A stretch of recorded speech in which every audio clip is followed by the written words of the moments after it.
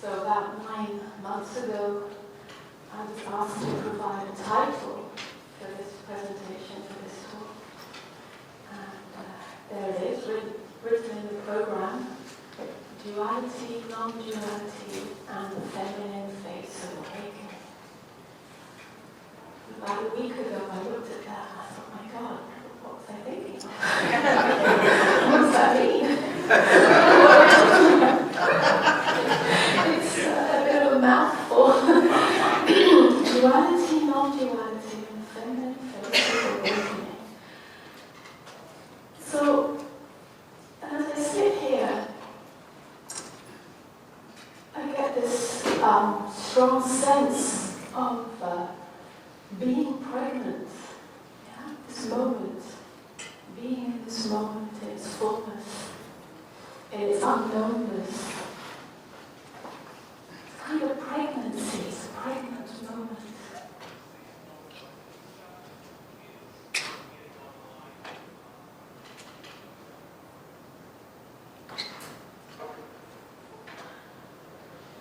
So this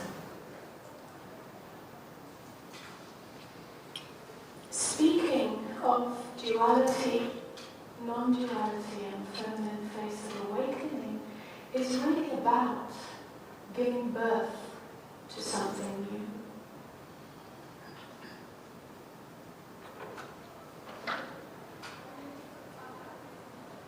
It's referring to a new frequency that seems to be permeating humanity. A new frequency that we could call a feminine frequency. But it has really not much to do with the return of an ancient feminine way, the goddess way, although it includes that.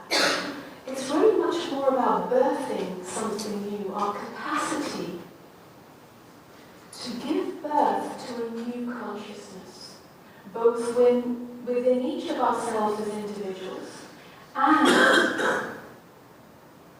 as the collective of humanity. So what does this mean? What is it pointing to? What is it speaking of?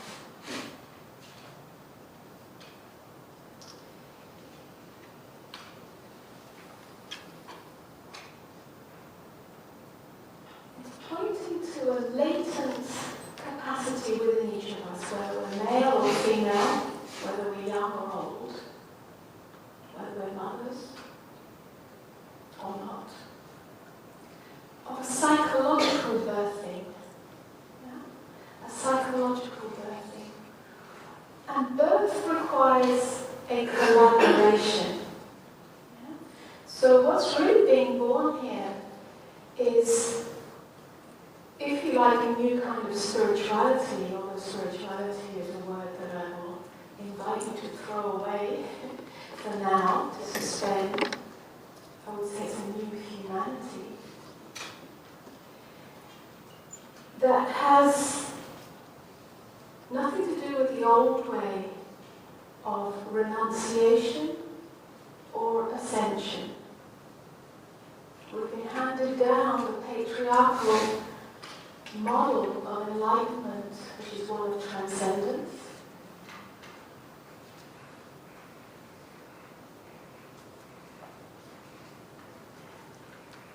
Or we've been fed a New Age belief that we will ascend to a better world. And neither of those ideas are relevant anymore. So, I think Dorothy was speaking of this somewhat, the last bit I heard, was this split, this division between this enlightened or awakened state and the very messy and often chaotic human experience. It's no longer enough for these to be divided within ourselves.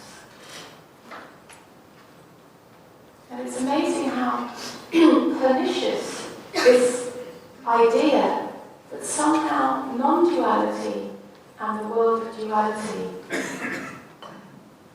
are not one and the same. There's still a subtle inner division that gets perpetuated even in the awakened state. It's very subtle. Now, it's not about getting lost in duality. There's a lot of talk these days about embodiment. The embodiment of awakening. But that embodiment is not an excuse to be lazy and simply get lost back in the world and just enjoy the juiciness and the earthiness of life without being fully rooted in the ocean of the absolute. Unless you discover wholeheartedly, 100%, totally, without a doubt, the truth of your essential nature as emptiness, then you cannot fully embody that emptiness as fullness. So this whole shift towards this idea of embodied awakeness is not an excuse for being lazy. And the absolute resoluteness and ruthlessness, the ruthless compassion for the discovery of truth and the truth of who you are. Only then can that light of awakeness be fully embodied, and that in itself is a whole other journey. So when we speak of the embracement of duality and non-duality as one,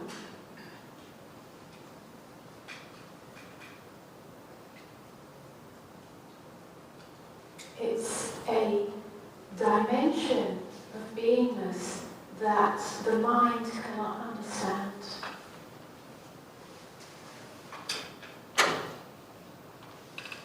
So the mind is linear. It's like this or that. So it cannot grasp that duality and non-duality are not one continuum. In true awakeness and embodied awakeness, it's a paradox. The deepest acceptance of duality as the non-dual experience is a koan, that opens the door to the inexpressible. And that has nothing to do with the mind, nor even with the heart. Because when we speak of the heart, we mostly refer to the emotional heart. This is something that is beyond both.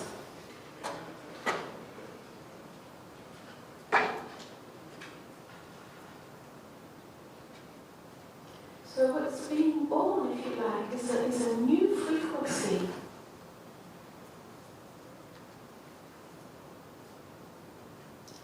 That gives birth to something that has not been really lived and expressed on a mass scale in the history of humanity. And part of that is the willingness to collaborate in that awakening process. What does that mean, to collaborate in the awakening process? To say a full yes. To be uncompromising in that yes. And that yes is not the yes of the ego or the personality, or the yes of feeling good, or the yes of self-esteem. It's the yes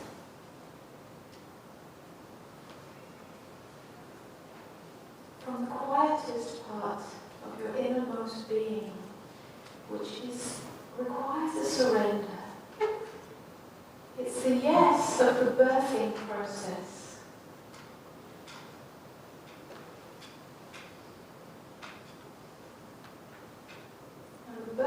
process requires a willingness.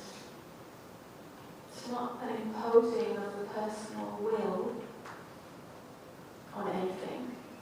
It's not an imposing of the personal will on finding this awakened state, or making awakening happening, or making a baby happen. It's a willingness to allow that organic process to take place. But that willingness is also a sacrifice.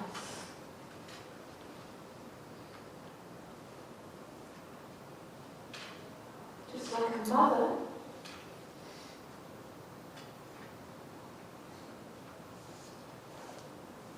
that is able to rest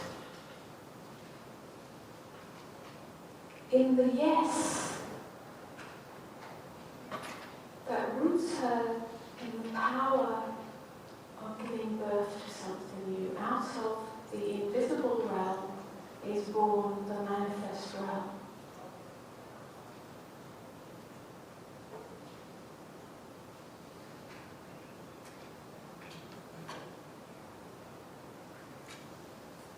This yes roots us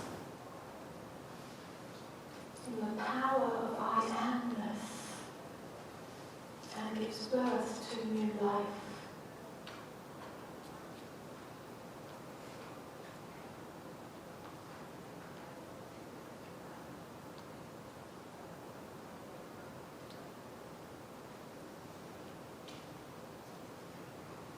So you could say that we're both the mother and the child. We're the mother that gives birth to that latent quality within ourselves, that which is awake, which is our natural state, and not a transcendent state.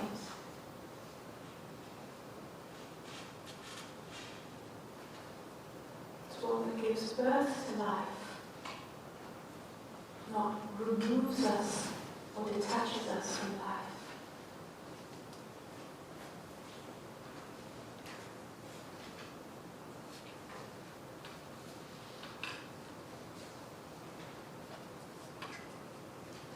And we're also the child itself, the newborn, that comes into the world with open eyes, with innocence, in present moment awareness.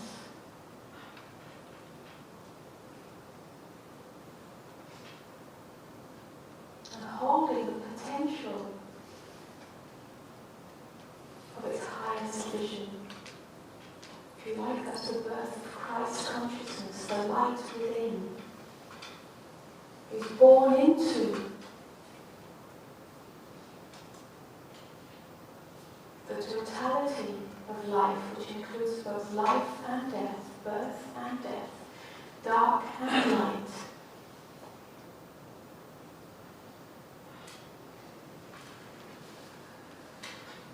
And in that there is a sacrifice of the self-identity, the self that believes it has any control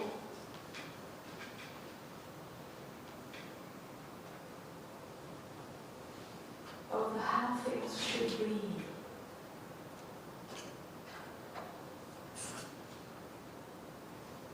So it's not an imposition of the personal will on life, which creates any division. The birth of light from within is about healing all division, healing all inner division, by holding the world in the unconditioned heart, the heart that has no condition on whether something is right or wrong, good or bad, light or dark. All of it is deeply accepted as the movement of life.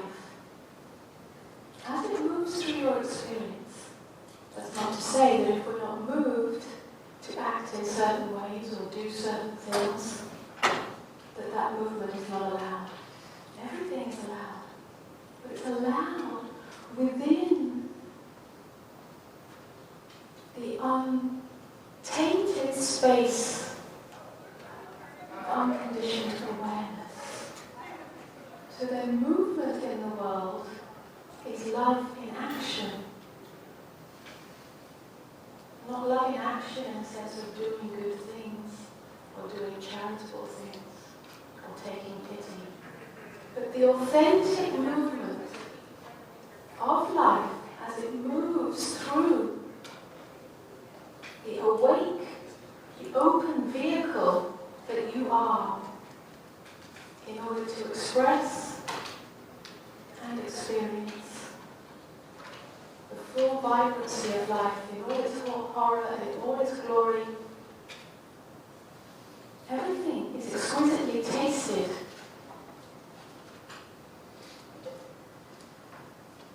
So this love, or this love in action, is total. Nothing is excluded from that. So in that sense, spiritual and human are divisions created by mind. There is actually nothing spiritual. At least the concept of spirituality, it's helpful to throw that away and see what happens. See what happens. When being spiritual and being human totally come together. In our minds, in our hearts, in our actions. Then there's no longer a need to look for anything that will make you more spiritual. You become a Zorba the Buddha. Not a Zorba, where you get lost in the world of the senses and gratification and all of this. No, not just a Zorba, after all the Greek. And not just a Buddha, the way that we have understood Buddha with detachment and transcendence and all of that. But a Zorba, the Buddha. In other words, when you have fully realized the truth of emptiness, the truth of silence, as who you are, when you're truly rooted in that, in all circumstances, in all places, at all times, when you live from silence as silence. And that has nothing to do with being spiritual and setting time aside for half an hour of silence.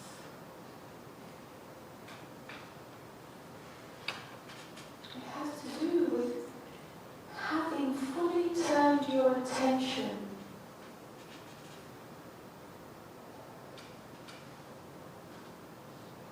to the vertical abyss of being that is at the core of who you are, beyond and beneath all beliefs and structures that create this sense of self. And that's terrifying to the ego. That's when we get a glimpse and then we turn back from it, where we want it, because it gives a glimpse of freedom, but then we turn away from it when it gets too difficult and the rest of life comes rushing in, and our stories come rushing in, and personality comes rushing in, and we go looking for a glimpse again.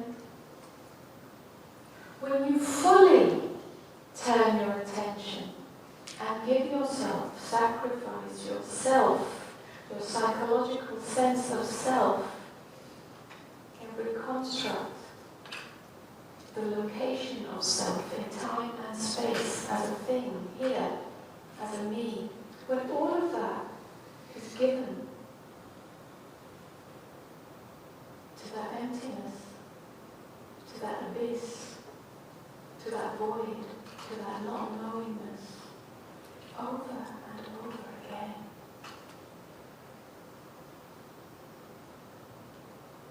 Then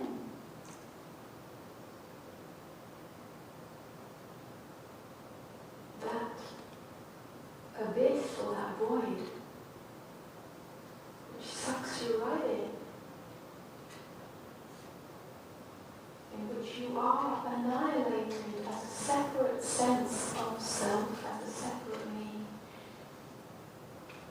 That black hole reveals itself to be the light of awakeness. And it's very ordinary.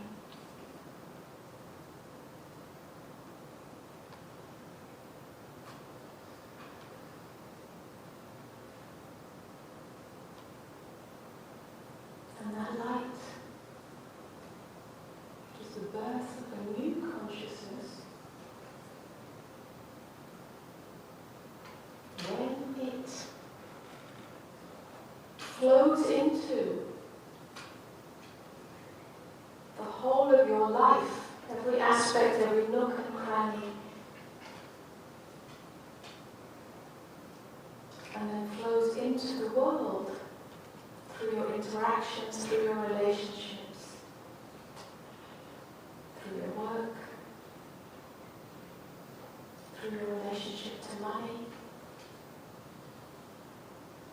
through businesses, corporations, and everything that you touch and interact with. When that light flows into that,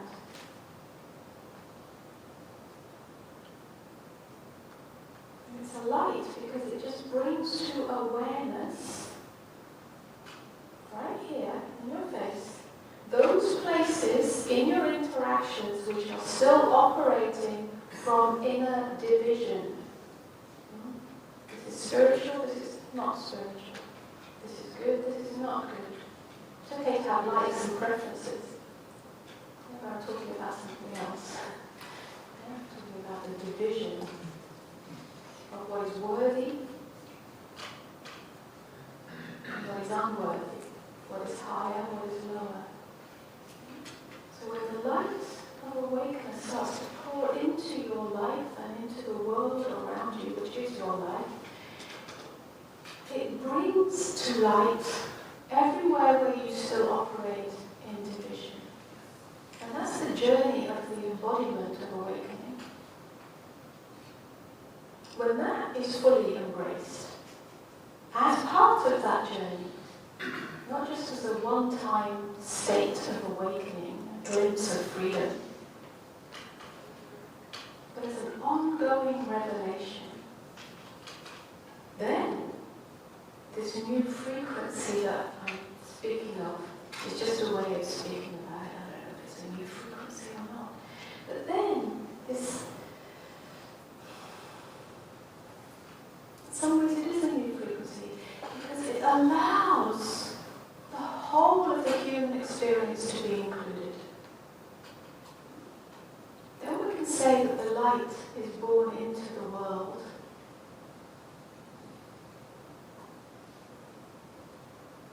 And that has the potential, the possibility of changing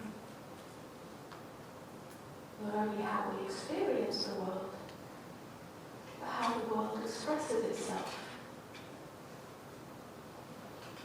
So the birth of light in you has really nothing to do with you,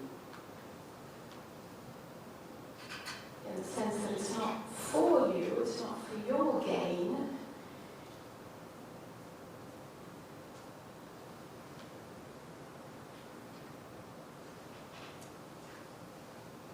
It's really for getting yourself out of the way so that the world can awaken through you. The world wakes up when your experience of the world wakes up.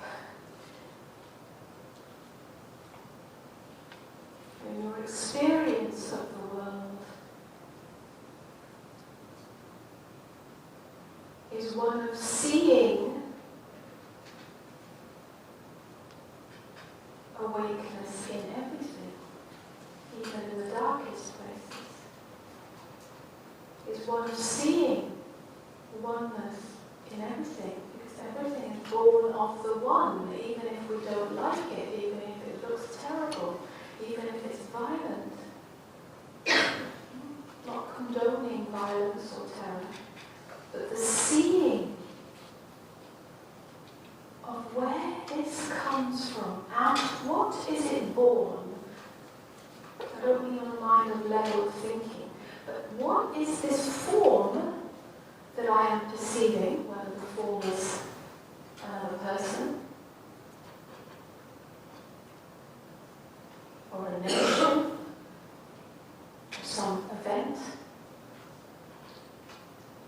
Seeing to the core of it, seeing that all forms arise out of emptiness and die back into emptiness, just as the baby is born out of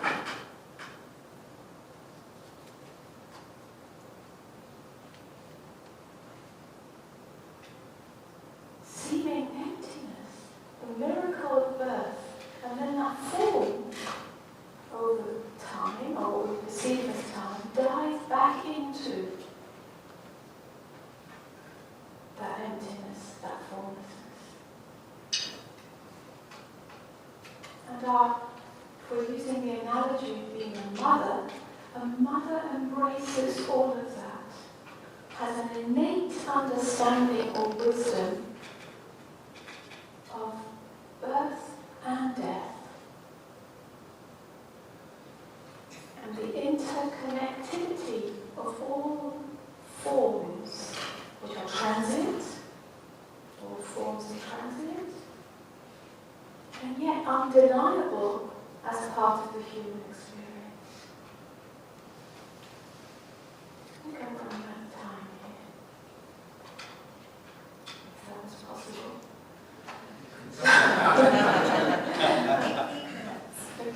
Okay. So maybe let's just take a pause and see if there's any questions. Share it. Yes, somebody over there. I was wondering, so you're speaking of, you pointed to, there's these momentary awakenings, and I'd love to hear what you suggest in terms of a practice or a daily, in interactions, to allow for this embracing to manifest more deeply, to allow for this mother awareness, this mother flavor of awareness, to enter all these other arenas of life that have not been embraced. I'm not sure if there's a practice. The problem with practice is it sets up another division. Now I'm practicing, now I'm not. If you drop that whole concept of practice or not practice, perhaps it would be more helpful to have the reminder to yourself to be willing to give attention, turn your attention to what is really here in every moment. And that means that if you give your attention to what is really here in every moment, you can see where the mind or some part of you is creating a division between you and your experience.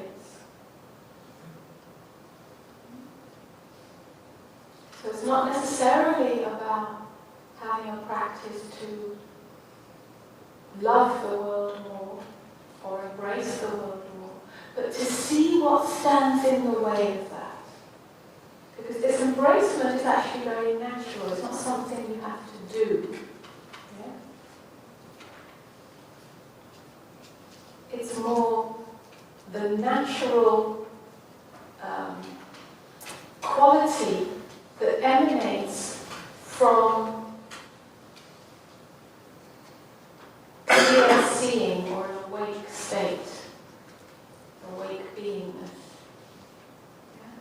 So when we give our attention to the fullness and the totality and the intimacy of this moment, then we have the possibility to see what stands in the way of that. It's actually having a much clearer view of the mechanism of mind that gets in the way of clear seeing. And that's a kind of, if you like, it's the willingness to be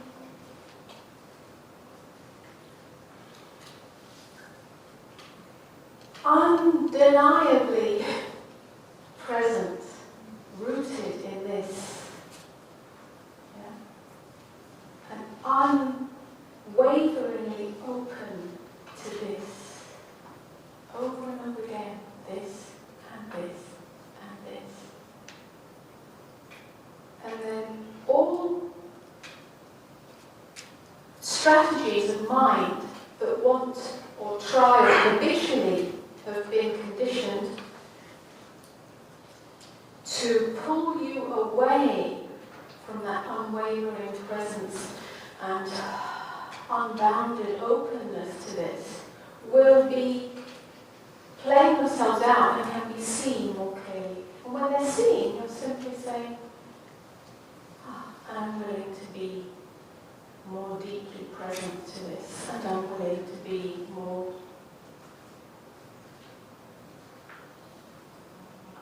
unboundedly open to this. And that's an ongoing practice, if you like, one that doesn't become something you do or don't do.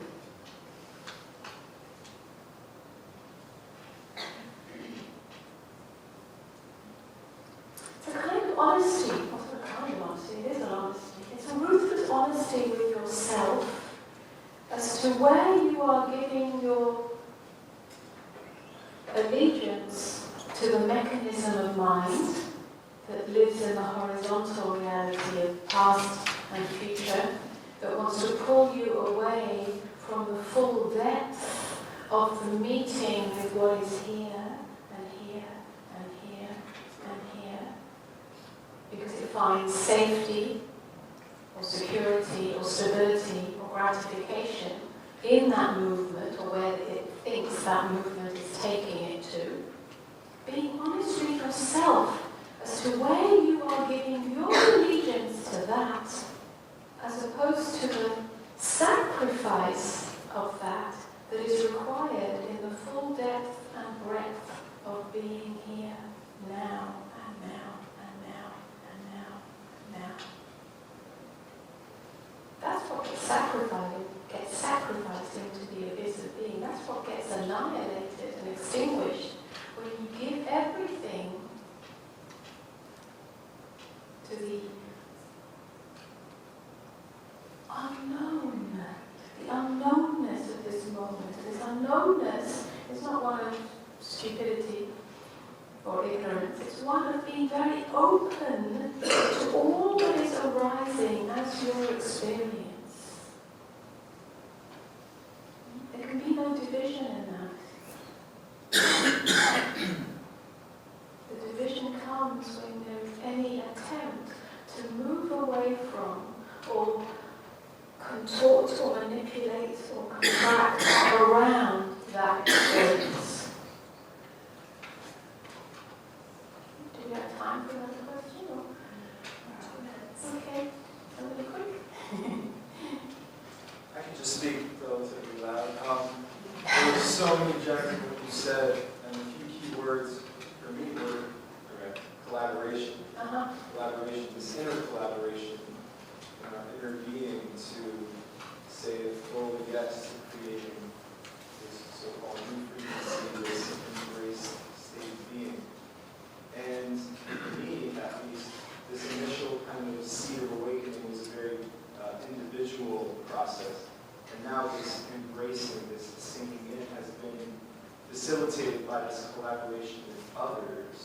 around and sink in sort of together, and feeling the importance of community who are all committed to, riding this wave together. So I just wanted to see if you could say something about kind of physical collaboration with other of our fellow beings and the importance of friendship and loyalty and community in that way. I'm sure Well, as quickly as possible.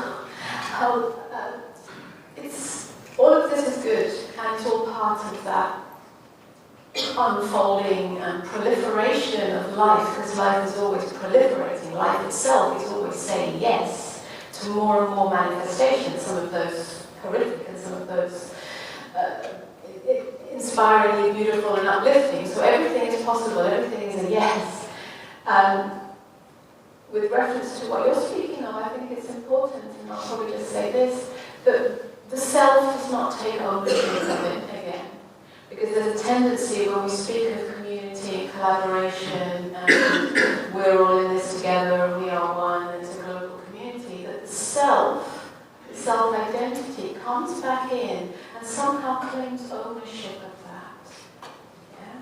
And you've got to work out for yourself what that means, if that means anything to you. Because this new frequency, this new unfoldment of this oneness, if we're going to call it that, isn't necessarily about this concept of connecting with each other and collaborating with each other on that horizontal dimension, because there's still separation in that. In oneness, in true awakening, there's no need to connect or disconnect. The whole concept falls apart. Yeah, you discover, you cannot fail to discover that connection is an idea created by the mind or the ego that believes itself to be separate. There is nothing unconnected or disconnected by anything in any moment, ever, at all, and never has been. So you can't connect, you can only connect if you're outside of something or separate from something.